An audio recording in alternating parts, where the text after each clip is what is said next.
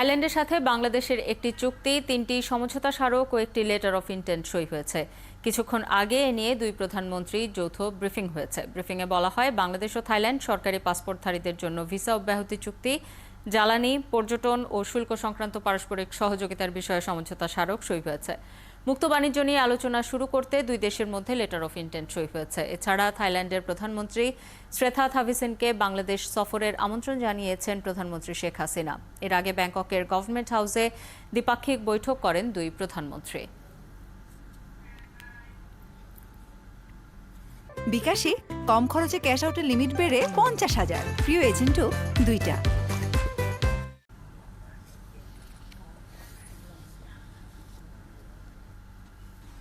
On trade cooperation, we discussed at length measures to enhance the current volume of our bilateral trade and agreed to work together to achieve healthy two-way growth.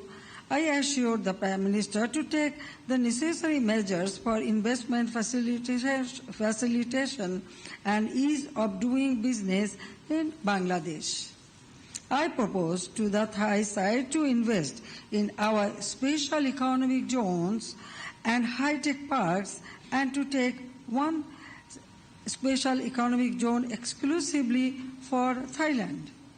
We both agreed to commence our negotiations on a free trade agreement FTA by the year 2024. প্রধানমন্ত্রীর Thailand সফরের আরো খবর জানবো। সহকর্মী সৌমিত্র মজুমদার যুক্ত হচ্ছেন আমাদের সাথে। সৌমিত্র, দ্বিপাক্ষিক যে বৈঠকটি হলো সেখানে আমরা জেনেছি এরই মধ্যে যে একটি চুক্তি, 3টি সমঝোতা স্মারক এবং একটি লেটার অফ ইন্টেন্ট সই হয়েছে। এছাড়া আর কি কি বিষয় নিয়ে আলোচনা হলো দুই প্রধানমন্ত্রীর মধ্যে, আর প্রধানমন্ত্রীর আর কি কি কর্মসূচি আছে থাইল্যান্ডে? দেখুন, দীর্ঘ প্রায় 52 বছর পরে বাংলাদেশের কোনো প্রধানমন্ত্রী আজকে এই যার আমন্ত্রণে তিনি মূলত থাইল্যান্ড সফর করছেন, সেই প্রধানমন্ত্রী থাইল্যান্ডের প্রধানমন্ত্রী শ্রেথা থাভিসেনের সাথে তার বৈঠকটি হয়েছে। প্রথমে একান্ত বৈঠক হয়েছে এবং তারপরে দ্বিপাক্ষিক বৈঠক হয়েছে, যেখানে নানান বিষয় নিয়ে আলোচনা হয়েছে। এবং যে কথাটি আমি এর আগে জানাচ্ছিলাম যে একটি চুক্তি হয়েছে, 3টি সমঝোতা স্মারকের সই হয়েছে। এবং দুই দেশের মধ্যে যখন আলোচনা হয়, দুই প্রধানমন্ত্রীর মধ্যে যখন আলোচনা হয়, তখন দুই দেশের ঐতিহাসিক নানা ঘটনা এবং নানা সম্পর্কে জড়িয়ে থাকার কথা তারা দুজনেই তুলে ধরেছেন। এবং একটি বিষয় যে যখন দুই পক্ষের যখন বৈঠকটি হয়, সেই বৈঠকটি খুব বেশিক্ষণ হয়নি, প্রায় আধা ঘন্টার মতো বৈঠকটি হয়েছে। এবং সেই বৈঠকে নানান বিষয়ে, অর্থাৎ বাংলাদেশের ক্ষেত্রে বাংলাদেশকে সব ধরনের সহযোগিতা, যেমন জ্বালানি, পর্যটন এবং বিশেষত রোহিঙ্গা ইস্যুতে বাংলাদেশের পাশে থাকার প্রতিশ্রুতি থাইল্যান্ড সরকারের পক্ষ থেকে দিয়েছেন থাই প্রধানমন্ত্রী থাভিসেন। এবং এখানে যে সমঝোতা বা চুক্তিগুলো সই হয়েছে, এর বাইরেও যে চিকিৎসা ক্ষেত্রে, চিকিৎসা, পর্যটন, এইগুলো খাতে বা কারিগরি শিক্ষার ক্ষেত্রে থাইল্যান্ডের সহযোগিতা প্রত্যাশা করেছে বাংলাদেশ। প্রধানমন্ত্রী শেখ হাসিনাকে আশ্বস্ত করেছে থাই সরকারের প্রধানমন্ত্রী।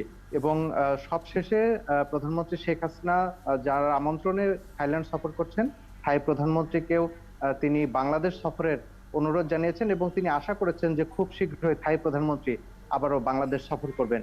এবং সব মিলিয়ে যদি বলি যে আজকে প্রধানমন্ত্রীর মূলত এই কর্মসূচিটি ছিল। এরপরে আজকে দিনে আর প্রধানমন্ত্রী শেখ হাসিনার আজকে এর বাইরে আর কোনো কর্মসূচি নেই। তবে আজকে যে চুক্তিগুলো সই হয়েছে, সেই চুক্তি বা সমঝোতা স্মারক, এগুলোর মাধ্যমে বিশেষত পর্যটন, জ্বালানি খাতে প্রধানমন্ত্রী শেখ হাসিনা আশা করছে যে থাইল্যান্ডের একটি বড় অভিজ্ঞতা রয়েছে, বিশেষত পর্যটন খাতকে এগিয়ে নেবার ক্ষেত্রে।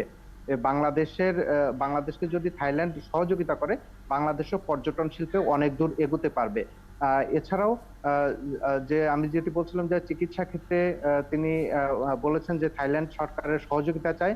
এছাড়া যে 100টি অর্থনৈতিক অঞ্চল রয়েছে, সেই 100টি অর্থনৈতিক অঞ্চলে থাইল্যান্ডকে বিনিয়োগের আহ্বান জানিয়েছেন প্রধানমন্ত্রী শেখ হাসিনা। এবং থাইল্যান্ডের প্রধানমন্ত্রী তিনি আশ্বস্ত করেছেন যে তাদের পক্ষ থেকে সব ধরনের সহযোগিতা বা বিনিয়োগে, আরো বেশি বিনিয়োগে এখানকার ব্যবসায়ীদেরকে উৎসাহিত করা হবে এবং থাই সরকারের পক্ষ থেকে বিনিয়োগ বাড়ানো হবে। সৌমিত্র, খবর রাখতে থাকুন, এরপরে প্রয়োজনে আরো তথ্যের জন্য আপনার কাছে আমরা ফিরবো। আমাদের সাথে সহকর্মী সৌমিত্র মজুমদার যুক্ত হয়েছিলেন থাইল্যান্ড থেকে।